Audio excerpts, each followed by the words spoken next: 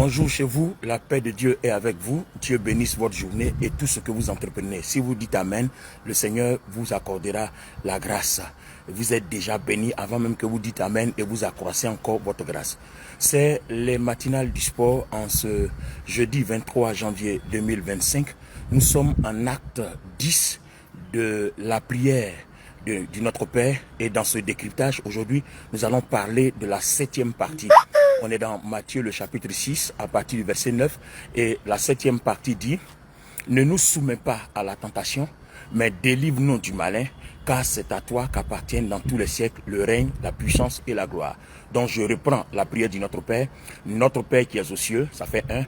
Que ton nom soit sanctifié, ça fait 2. Que ton règne vienne, 3.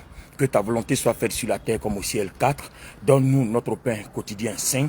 Pardonne-nous nos offenses comme nous pardonnons aussi à ceux qui nous ont offensés, 6. Ne nous soumets pas à la tentation, mais délivre-nous du malin, car c'est à toi qu'appartient dans tous les siècles le règne, la puissance et la gloire. Ça fait 7. Donc, la prière du Notre Père en 7 parties dans ce décryptage que nous sommes en train de faire. Et aujourd'hui, nous sommes à la 7e partie. Alors, avant de commencer la 7e partie, permettez-moi de vous donner une annonce. Je tiens des réunions Zoom et là je suis sur la prière. Nous sommes très avancés par rapport au matinal du sport. C'est du lundi au samedi, tous les jours, c'est les soirs. C'est de 21h à 22h heure de Paris. Et comme Paris est en hiver, donc si nous convertissons l'heure selon notre fuseau horaire en GMT, on est à 20h. Si on est en été, alors on sera à 19h. Mais pour le moment, on est à 20h heure de Paris. 20h GMT sur le fuseau horaire de Paris. Donc de 21 à 22 heures Paris et puis 20h à 21h heure d'Abidjan et heure de GMT. Alors adaptez cela à votre fuseau horaire. Donc les identifiants sont 640 956 33 08 et le mot de passe c'est 1208. Donc rencontre ce soir sur Zoom et là on a fini le décryptage. Nous sommes sur les grandes rencontres de la prière qui révèlent certains secrets de la prière. En fait, nous prions pour être exaucés. Parce que le Seigneur nous a promis que si nous demandons, on recevra. Si on cherche, on trouvera. Si on frappe, on nous ouvrira. Le problème, il nous reproche dans Jacques 4:3 qu'on demande mal et on demande pour nos convoitises. Alors qu'il souhaiterait qu'on demande bien et qu'on demande pour sa gloire.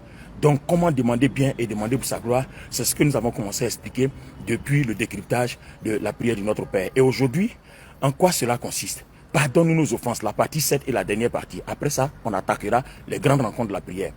En quoi consiste cette 7e partie? Ne nous soumets pas à la tentation, mais délivre-nous du malin. Et le mardi, on était dans la 6e partie, pardonne nos offenses. Alors, les amis, regardez bien, je vais tout droit dans le but du sujet. Lorsque nous tombons dans la tentation, si Dieu ne nous délivre pas, nous mettons notre vie et la vie de plusieurs générations en retard.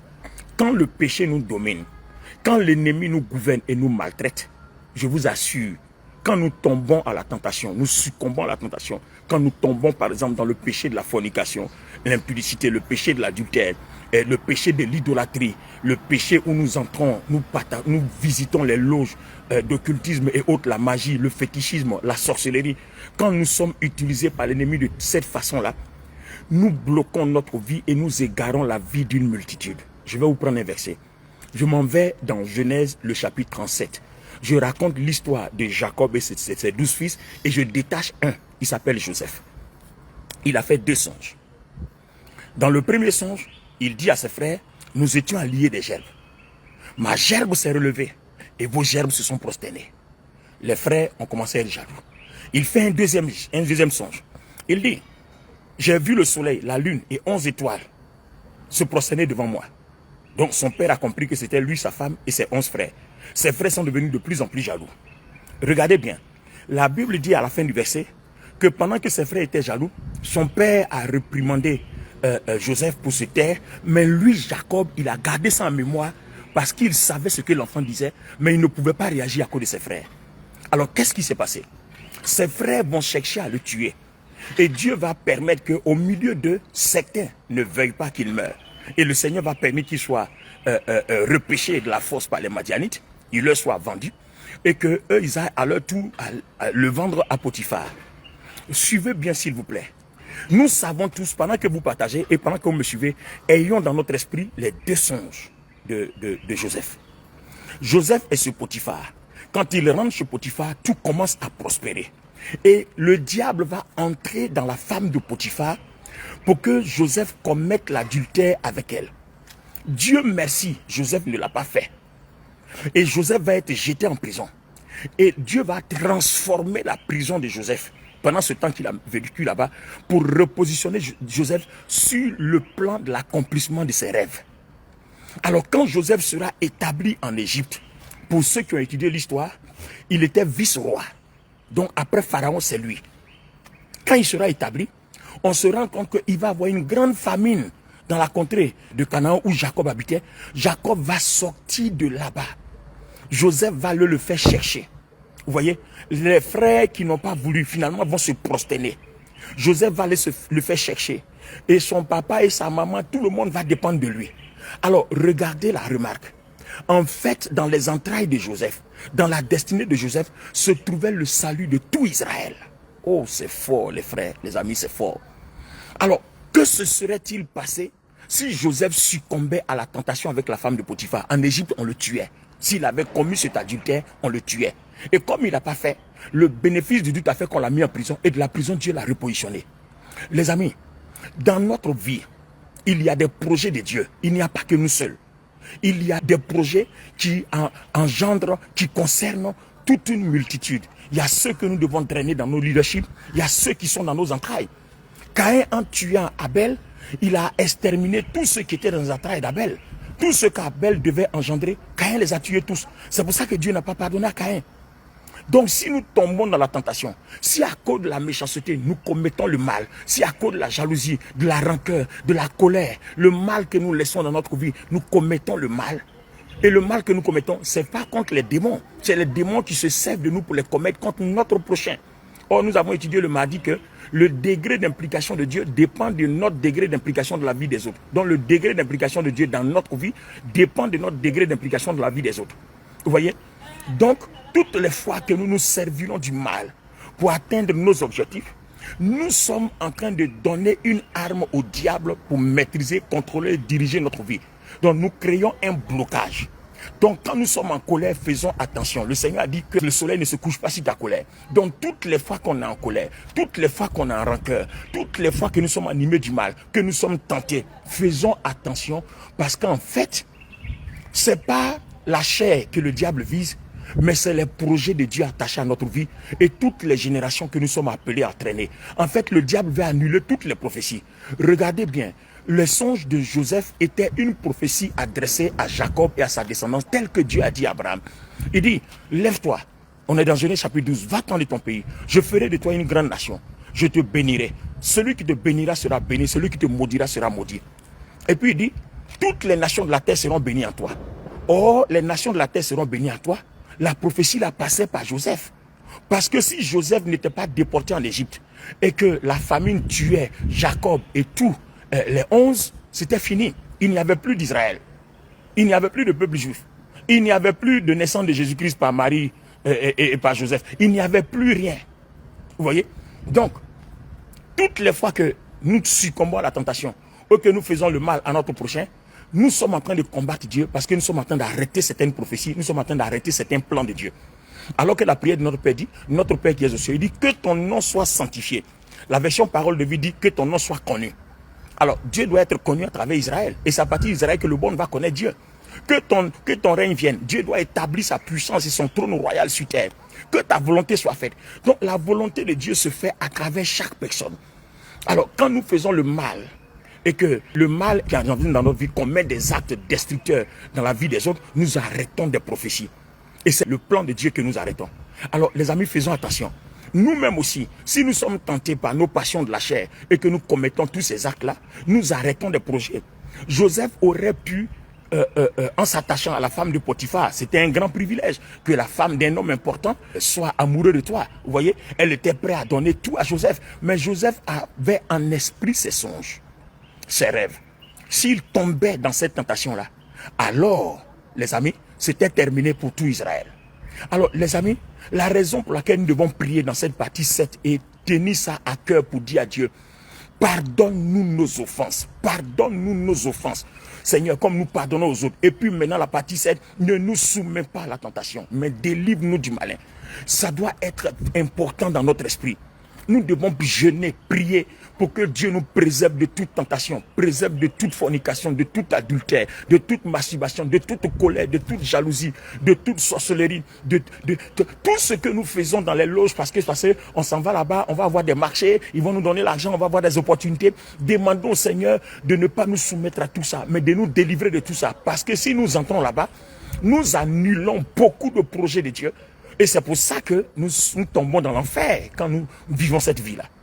Alors si quelqu'un n'a pas encore compris pourquoi l'impudicité, l'adultère, la fornication et toutes ces choses-là sont dangereuses, la colère, l'hypocrisie, la haine, la méchanceté, pourquoi quand on baptise avec le diable dans les loges de magie, d'occultisme, pourquoi est-ce que le Seigneur est contre ça? Pourquoi est-ce que l'enfer est notre partage? C'est parce que nous annulons le projet de Dieu, nous permettons au mal de s'installer. Après l'exemple de Joseph, par lequel Dieu a sauvé Israël. Parce que la prophétie d'Abraham passait par là. La prophétie d'Abraham passait par Joseph. Donc vous voyez, toi aussi qui m'écoutes là, il y a une prophétie de Dieu qui passe par toi. Il y a toute une génération que tu dois drainer au salut. Il y a toute une famille dans tes entrailles. Il y a tout un tas de personnes dans le monde entier que Dieu a attachées à ta destinée. Donc vous voyez, si le diable t'incline, si le diable te fait tomber et si Dieu ne te délivre pas, c'est toute une prophétie adressée à ta vie, c'est de toute une génération qui se perd. Faisons attention. C'est pour ça que nous devons prier. Notre Père, délivre-nous du malin. Délivre-nous de la sorcellerie. Délivre-nous des sorciers. Délivre-nous des calomniateurs. Tous ceux qui prient pour qu'on meure. Tous ceux qui prient pour que nos vies soient détruites. Seigneur, délivre-nous d'eux. Que leur prière soit sans effet. Que leur prière soit sans effet. Que toutes leurs actions soient sans effet. Parce que Seigneur, en se dressant contre nous, ils se dressent contre toi. Ils se dressent contre des milliers de personnes. En cherchant à nous faire tomber, en cherchant à nous détruire, ils détruisent plusieurs milliers de personnes. Caïn a tué Abel. Il a tué plusieurs générations. Et la version hébraïque dit, les voix des sangs de ton frère crient. C'est-à-dire, les voix des personnes que Abel devait engendrer, que Caïn a exterminé, crient jusqu'à moi. Vous voyez? Les voix des sangs, toutes ces personnes-là, Caïn a arrêté leur vie, alors que Dieu avait des projets. C'est pour ça que Dieu n'a jamais pardonné à Caïn. Si nous voulons vivre une vie de paix, ne soyons jamais dangereux pour les autres. Ne soyons jamais dangereux pour les autres. Ne faites du mal à personne parce que Dieu va arrêter ta vie, parce que tu as arrêté la vie de plusieurs personnes. En faisant du mal à une seule personne, tu ne te rends pas compte, mais tu en fais à plusieurs personnes. Et les prophéties, les promesses de Dieu, la volonté de Dieu qui doit s'accomplir, tu l'arrêtes. Je vous donne un dernier exemple avant de finir avec cette partie 7. Regardez le Seigneur Jésus-Christ. La prophétie a dit que le Seigneur Jésus-Christ viendra sur la terre. Il nous délivrera du péché. Il est Emmanuel, Dieu avec nous. Il mourra à la croix. Son sang coulera. Nos péchés seront effacés. Dieu nous pardonnera. Mais qu'est-ce que le diable a fait? Le diable a voulu arrêter la prophétie. Alors quand Dieu a envoyé Jésus dans le désert, c'était pour aller arrêter le diable pour que la croix soit garantie. Pour que son œuvre à la croix soit garantie. Le diable vient, transforme ses pierres en pain. Oui, le diable vient, saute du haut de la falaise, descend, les anges vont t'attraper. Le diable vient et lui dit, regarde, toutes les richesses, ça m'a été donné. Il suffisait que le Seigneur Jésus-Christ accepte une de ses propositions pour que la croix n'existe plus. Mais je vous pose la question, vous qui me regardez, vous qui allez me suivre plus tard. Si la croix n'existe plus, toi et moi, on devient quoi? C'est fini, il n'y a plus de salut, il n'y a plus de paradis. C'est fini, c'est l'enfer pour tout le monde. Donc le diable, en tentant Jésus dans le désert, il est en train de soumettre toute une humanité que Jésus devait sauver. C'est comme ça que vous devez comprendre la chose. C'est pour ça que nous prions. Nous devons être fermes. Seigneur, ne me soumets pas à la tentation. Si les gens veulent m'induire dans l'erreur, permets que je ne suive pas les gens qui m'induisent en erreur. Si les gens veulent me pousser à mentir ou à faire les choses, permets que je ne suive pas ça.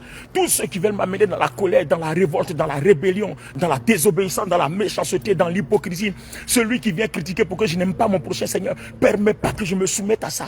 Parce que c'est nécessaire. Si le Seigneur Jésus-Christ tombait dans la tentation, les amis, toi et moi, on ne serait pas en train de parler de la parole de Dieu. Parce que toute la génération qu'il devait sauver depuis la croix, toute cette génération allait être exterminée. Alors quand nous prions dans la partie 7 de notre Père, nous devons dire, ne nous soumets pas à la tentation, mais délivre-nous du malin. C'est à ce moment-là que nous commandons au nom de Jésus-Christ notre Seigneur que toutes les œuvres de sorcellerie, les forces du mal qui s'attaquent à nous, nous nous servons du sang de Jésus, nous nous servons du nom de Jésus, nous nous servons de l'œuvre que le Seigneur a accomplie à la croix. Nous nous servons de la puissance des promesses de la parole et nous commandons que toutes ces œuvres-là soient tenues en échec. Tous ceux qui veulent que tu fasses un accident, que tu meurs, afin que les projets de Dieu et tous ceux qui te suivent ne voient pas le jour, il faut commander que cela soit annulé et Dieu te délivrera du malin. Ça ne veut pas dire que tu marches comme ça puis Dieu te délivre du malin. Dieu a un projet pour toi. C'est pour ça qu'il dit prier sans cesse. Alors quand il dit prier sans cesse, cette partie, c'est la prière de combat.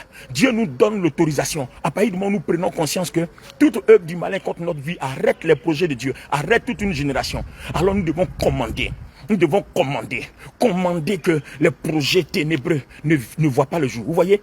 Donc, notre vie a un projet de Dieu et le projet de plusieurs personnes attachées à nous. Mais le diable aussi veut nous imposer son projet pour annuler le projet de Dieu et les projets des personnes attachées à nous, les projets des personnes que nous devons engendrer, soit dans notre ministère, soit dans notre vie quotidienne, soit dans nos relations. Les amis, donc c'est projet contre projet. Soumets le projet que Dieu t'a donné vis-à-vis du diable. Dieu a imposé les projets qui étaient attachés à la vie de Joseph, à la femme de Potiphar. Et Joseph n'a pas accepté. Dieu a délivré Joseph de la tentation. Et Joseph est sorti de là. Et quand on l'a mis en prison injustement, Dieu a modifié le plan. Vous voyez? Pendant que le diable veut tuer le projet, il l'envoie en prison. Dieu a modifié le plan et de là-bas, le plan sera accompli. Donc vous voyez, toutes les fois que nous triomphons de la tentation, toutes les fois que nous triomphons de la méchanceté, nous permettons à Dieu de nous faire sauter d'un grand bond vers l'avant. C'est important, retenez ça. Toutes les fois que nous allons résister au malin, au diable, nous résisterons à la méchanceté, à la jalousie, à tous ces péchés, à tous ces actes qui nous imposent pour que notre vie soit réduite à néant. Dieu nous soulève et puis nous fait un grand bond. On a jeté Joseph en prison, Dieu l'a pris en prison, l'a déposé au palais. Tranquille, n'ayez pas peur des conséquences que vous devez payer quand vous vous comportez comme des gens justes. Parce que généralement, ce que nous faisons, nous nous laissons entraîner dans les émotions. Oui, comme c'est mon frère, oui, comme c'est ma soeur, oui, comme c'est comme ci, oui, comme c'est cela. Mais ce n'est pas les émotions. La parole de Dieu, ce n'est pas les émotions. La parole de Dieu, c'est la justice. La parole de Dieu, c'est la vérité. La parole de Dieu, c'est des principes. Donc, on ne peut pas surpasser les principes de Dieu pour rentrer dans les émotions de convivialité. Oui, non, non, non, c'est la parole, c'est la parole. Que cette vérité demeure en nous. Et que Dieu nous aide pour qu'on triomphe de la tentation. Que Dieu nous délivre, nous, du malin. Et afin que tous ces projets attachés à nos vies s'accomplissent. Je bénis Dieu pour ceux qui ont suivi ce message. Alors, c'est juste une partie. Je vous informe que le livre est en train de sortir. Le livre sur la prière est en train de sortir bientôt. Ça sortira en 2 parties. Nous aurons le décryptage de la prière de notre Père. Et puis nous aurons aussi les grandes conclusions. On verra bien, selon ce que l'éditeur me dira, s'il faut faire en 1 partie ou en 2 parties. Donc nous sommes présentement à la correction. Le livre va sortir et vous aurez tous les détails. Et si vous finissez ce livre-là, c'est sûr que votre vie va changer. Parce que vous voyez, la prière de notre Père, telle qu'on est en train de l'enseigner, vous voyez, c'est une délivrance. La prière nous délivre, la prière nous libère. Cette prière nous fait beaucoup de bien. Vous voyez, c'est une transformation. Parce qu'on dit, délivre-nous du malin.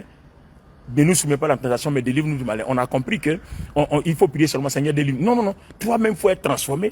Il ne faut pas faire du mal. Jean 14, 30, le prince de ce monde arrive. Le Seigneur Jésus a dit, il n'a rien à moi. Donc, s'il n'a rien à toi, en ce moment précis, Dieu est en train de te délivrer. Joseph n'a pas voulu que l'adultère que la femme de Potiphar voulait lui imposer se trouve en lui. Et il est parti de là. Et vous avez vu que ses songes se sont réalisés. Donc, toutes les fois que nous triomphons de la tentation, nous imposons l'accomplissement de tout ce que Dieu a attaché à notre vie. Restons abondamment bénis. C'était la 7e et dernière partie de la prière de notre Père. À partir du samedi du sport, nous allons commencer à étudier les grandes conclusions. Et je vous invite à nouveau sur mes réunions Zoom tous les jours du lundi au samedi, 21h à 22h heure de Paris. Et si nous appliquons le fuseau horaire, c'est 20h à 21h en GMT. Tous ceux qui sont dans d'autres pays, vous appliquez votre heure au fuseau horaire de la France. Voilà, à New York et Canada, Montréal, ça va être 15h, pendant qu'on a 21h à Paris. Restez abondamment bénis. Si vous voulez nous joindre pour participer à nos réunions de prière, nous sommes à plus 225 05 04 10 62 65. Apportez-nous un message par WhatsApp, on vous indiquera la localisation. Voilà, restez abondamment bénis. Et si ce que je fais ici vous édifie et vous plaît, partagez cela et invitez beaucoup de personnes sur cette page-là en vue de leur propre édification. Vous avez la page YouTube Olivier Boni Ministry, vous avez la page Instagram Olivier Boni Ministry, la page TikTok Dr Olivier Boni et puis la page Facebook sur laquelle il y a ce direct maintenant, c'est Olivier Boni tout court. Donc partagez à vos connaissances pour l'édification. Dieu aura trouvé un canal en vous pour édifier et transformer la vie de quelqu'un. Que Dieu vous bénisse d'ici là. Dieu nous donne sa force et sa paix, sa santé et sa vie. On se retrouvera le samedi du sport pour les grandes conclusions de la prière. Dieu vous bénisse. Bye bye.